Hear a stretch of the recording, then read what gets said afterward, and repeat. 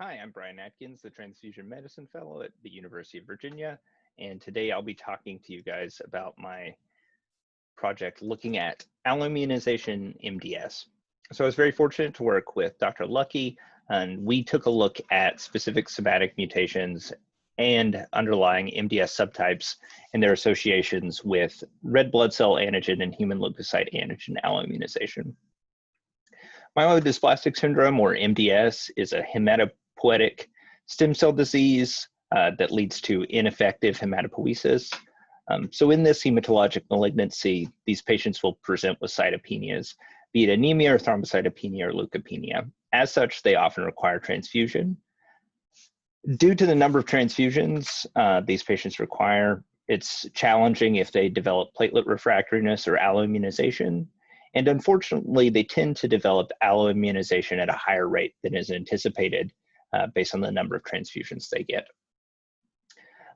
This can also have implications for patients undergoing hematopoietic stem cell transplant, as finding HLA-compatible stem cell sources is so important. And as these patients develop immune platelet refractoriness, it can lead to issues in finding stem cell sources, which hematopoietic stem cell transplantation is the only definitive therapy for MDS.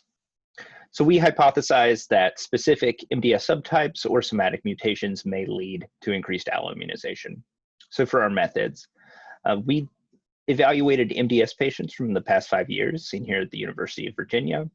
We did a free language search of our laboratory information system looking for MDS or myelodysplastic syndrome, either in referral bone marrows or in-house bone marrow biopsies.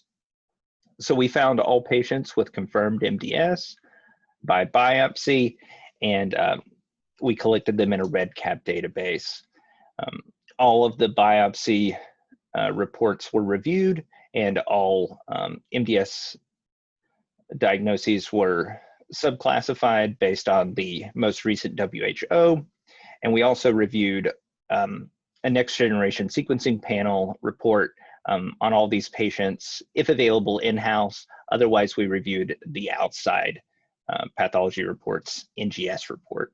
And our in-house NGS panel looks at 54 different genes associated with myeloid neoplasms. We also reviewed FISH studies and other cytogenetic studies, including a routine karyotype. And we compiled all of this information in addition to looking at the number of transfusions that each patient received, both the number of platelet transfusions and then the number of red blood cell transfusions. We performed our statistical analysis in GraphPad, and we used a Mann-Whitney U to look at continuous variables such as number of transfusion, and we used Fisher's exact test to evaluate our contingency tables. We used a Homestedac modified p-value due to the number of tests to eliminate concern for the multiple testing hypothesis. So moving on to our results, we ended up with 226 patients who were found to have MDS and had pre-transfusion testing here at the University of Virginia.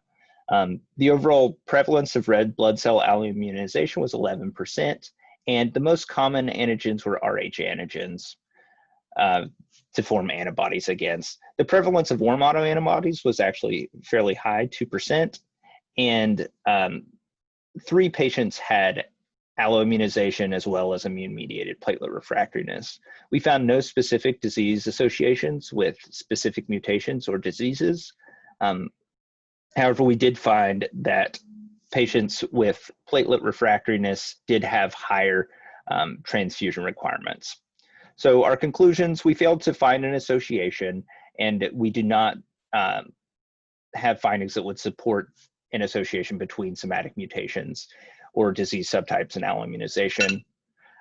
However, our data suggests that MDS patients with immune-mediated platelet refractoriness have greater transfusion requirements. So thank you very much for your time and attention. Feel free to email me or reach out on Twitter if you have any questions, and I hope you have a nice day.